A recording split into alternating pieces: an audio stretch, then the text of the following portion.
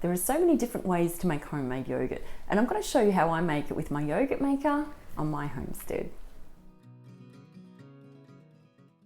Hi guys, and welcome back to Moat Cottage Homesteading, a small space homesteading channel. To get set up, you'll need a yogurt maker, sterilized jars and lids, a measuring spoon, mixing spoon and thermometer, a yogurt starter mix, a pouring jug, and something to go over the top of the yogurt while it's cooling down so that you don't get any bugs in it, a saucepan and a litre of milk. If you can get raw milk, that's fantastic, but if you can't, just use a full cream milk that's closest to as natural as you possibly can get.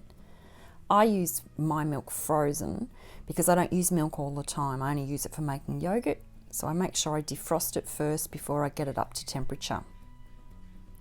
You want to bring it up to 100 degrees Celsius.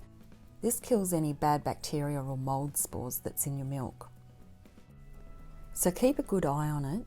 I usually stand and watch, waiting, so I can take it off the heat as soon as it starts to boil up.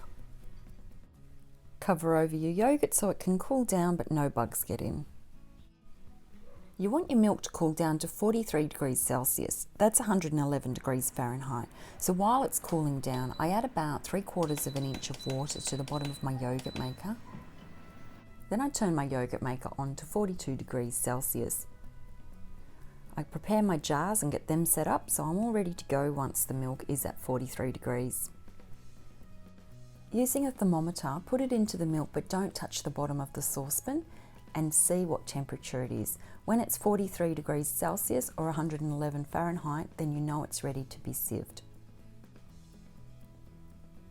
Okay, mine's 44 degrees Celsius, so once I set up, it will be down to temperature.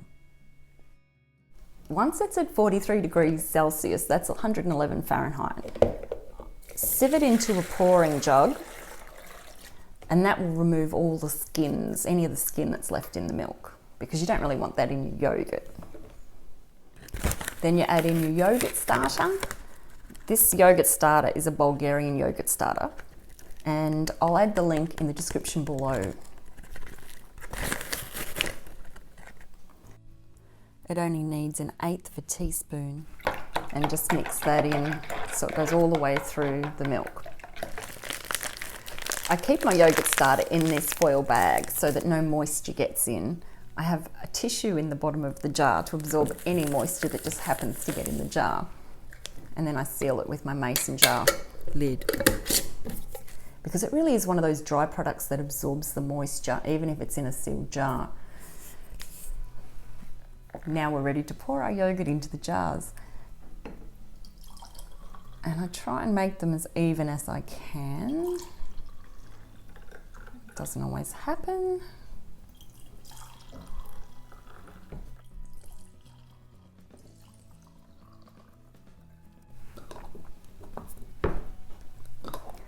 Place your lids on. Place your jars in the yogurt maker for 12 hours at 42 degrees Celsius. You can do less time. It's really what taste you like, but that's what I like.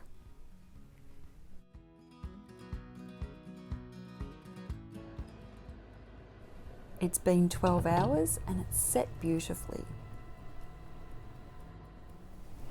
In the next batch, you could use a couple of tablespoons of this yogurt to make your next batch instead of using the starter mix. But because it's so delicious and we're really making a small batch here, every few days I make a new batch and I usually just use the starter so that we can enjoy and eat all of the yogurt that I've made. It's actually quite delicious to enjoy straight out of the yogurt maker, but it will store in the refrigerator for up to 10 days.